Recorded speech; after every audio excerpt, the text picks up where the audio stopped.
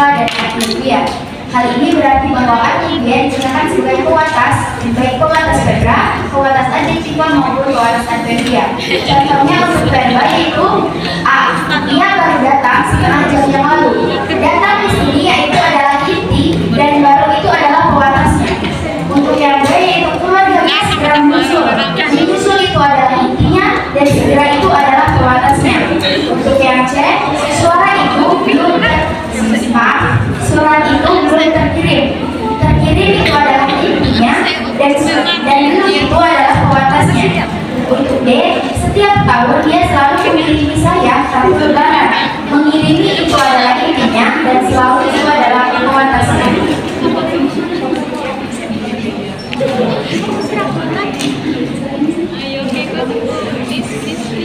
Untuk contoh yang kedua yaitu ada adjektiva yaitu untuk A.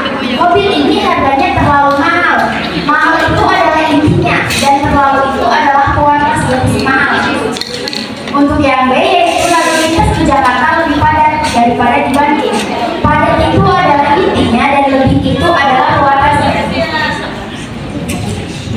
Yang C yaitu walaupun dia bukan penyanyi, suaranya cukup merdu. Merdu itu adalah inti dan cukup itu adalah pewatas. Untuk yang D, dia mendengar lagu itu. Jika mendengar lagu itu, dia sering sedih karena teringat masa lalunya. Sedih itu adalah intinya dan sering itu adalah pewatasnya. Untuk contoh yang ketiga yaitu kita adjektiva. A. Dia ingin sekali berlibur ke Palembang. Sekali itu adalah intinya dan ingin itu adalah pewatasnya.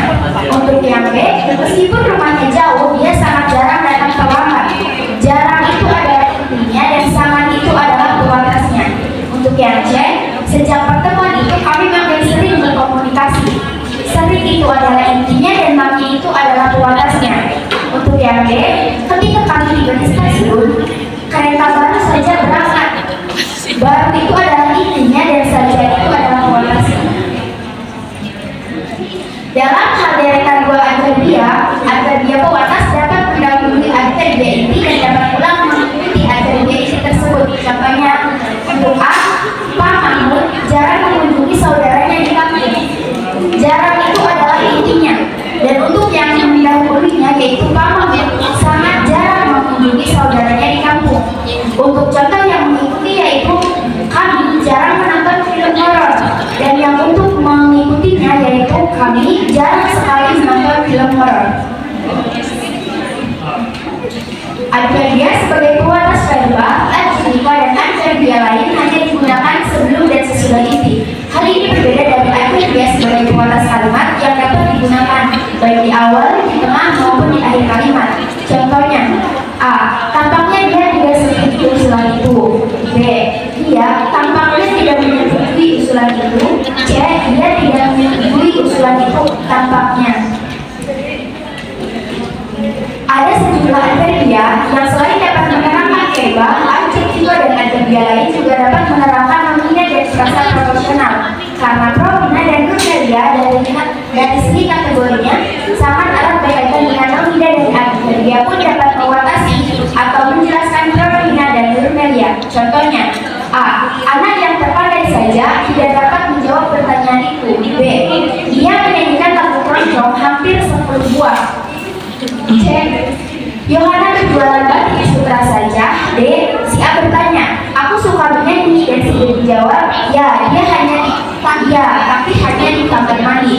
Nah, untuk yang A, anak yang terpandai saja kan digarisbawahi. Saja itu kata adverbia. Nah, si anak yang terpandai ini berarti sebagai objek dari si saja ini. Untuk yang B yaitu dia menyanyikan lagu keroncong hampir 10 buah. Kata adverbia hampir ini menunjukkan sebuah objek kepada 10 buah. Untuk yang C, Yohana berjualan batik sutra saja, itu hanya sebagai pelengkapnya. Untuk yang D, kata kamar mandi itu kan kata keterangan dan dilengkapi oleh kata adverbia yaitu hanya. Yang dapat dijadikan patokan sebagai ciri adverbia bukan hanya fungsi atau bagian kalimat yang diterangkan melainkan dua kategorinya. Contohnya A, jika dilihat dari penampilannya dia pasti seorang guru. B. Yang dapat menghibur hatinya hanya kamu. C. Anaknya baru satu. Dan D. Kalau hari libur dia selalu di rumah.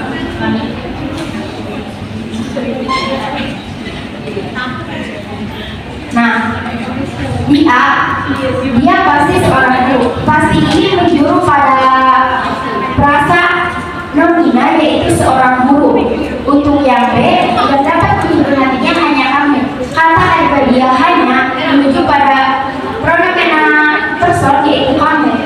Untuk yang C, anaknya baru satu. Itu menuju pada nomen dia satu. Dan D, kalau hari libur dia selalu di rumah. Itu menunjukkan pada frasa preposisional rumah.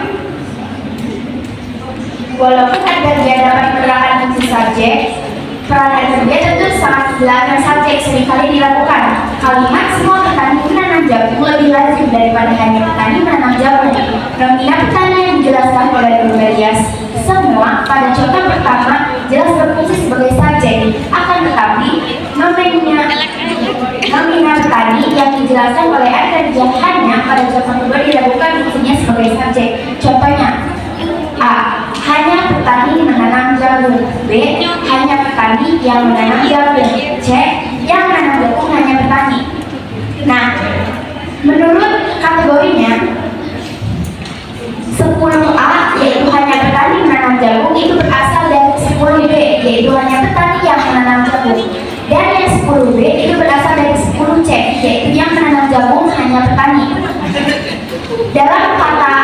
Dalam kalimat 10B dan 10C yaitu yang menanam jagung itu merupakan kata subjek dan hanya petani pada 10B dan 10C itu merupakan predikat.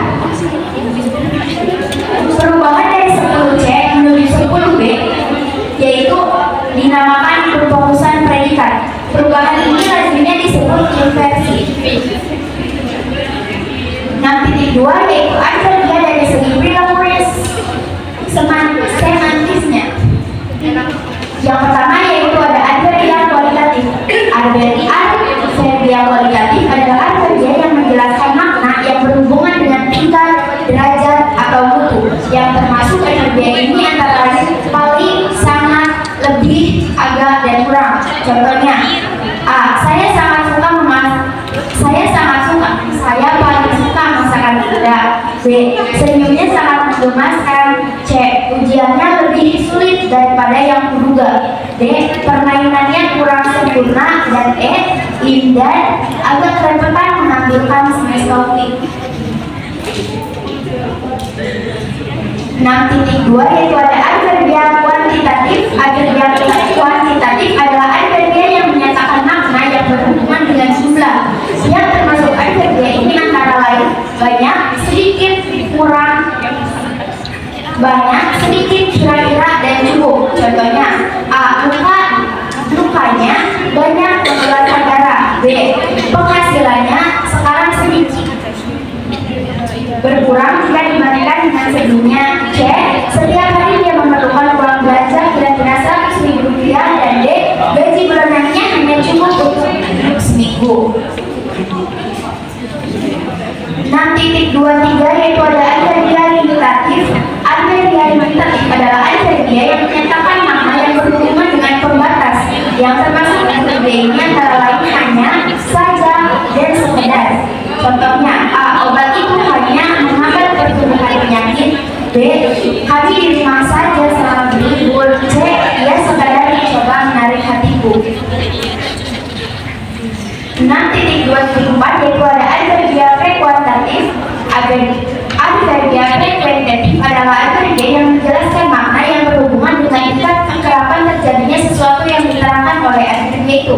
Yang termasuk adverbial ini antara lain selalu, sering, jarang, dan kadang-kadang. Contohnya, kami selalu makan malam bersama. B. Kami sering mengabaikan tanggung jawabnya. C. Para siswa yang rajin jarang tinggal kelas. D. Kadang-kadang saya terkejut dengan ujiannya yang tidak terduga. 6.2.5 yaitu adverbial kuatuan.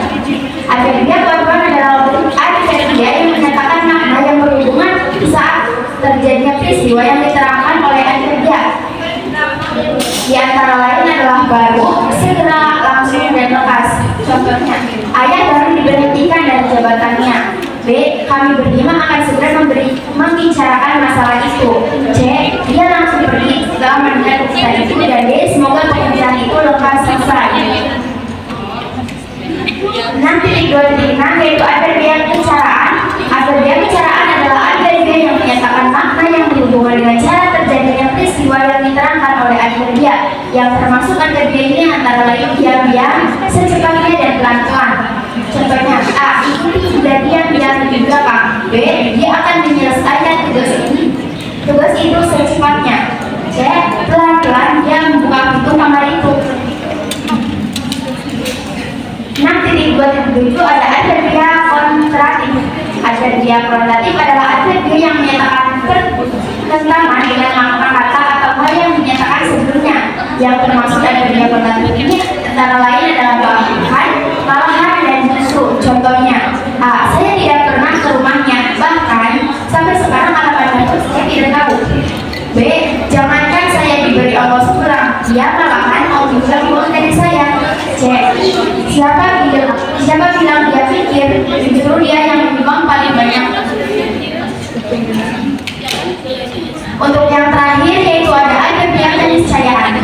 Adverbia keniscayaan adalah adverbia yang menyatakan makna yang berhubungan dengan kepastian tentang berlangsungnya akan terjadinya hal atau peristiwa yang diterangkan. Adverbia yang termasuk adverbia ini adalah niscaya, pasti, dan tentunya. Contohnya, A. Niscaya manusia akan hancur jika mengabaikan hal itu. B. Kami pasti akan menemukannya nanti. C.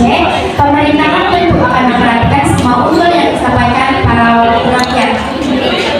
Ya, ada yang mau bertanya?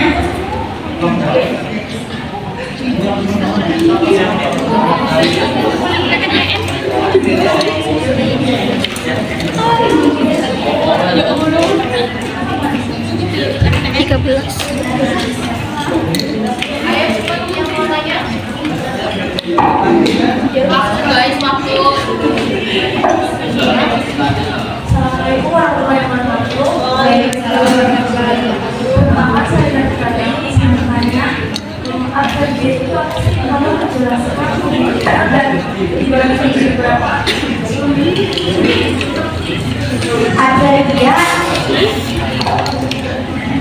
Adverbia adalah kata keterangan yang menjelaskan verba, adjektiva, dan adverbia adalah kata keterangan yang menjelaskan verba, adjektiva, dan adverbia. Hal ini digunakan bahwa adverbia digunakan sebagai batas, baik batas verba, adjektiva maupun adverbia. Adverbia dibagi menjadi 8.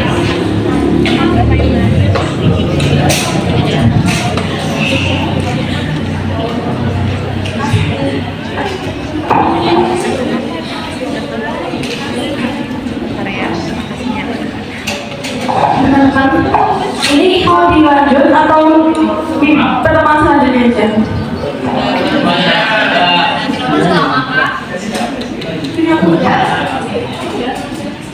Ini yang pertama udah tinggal 2 orang. Jadi mau dilanjut pertemuan selanjutnya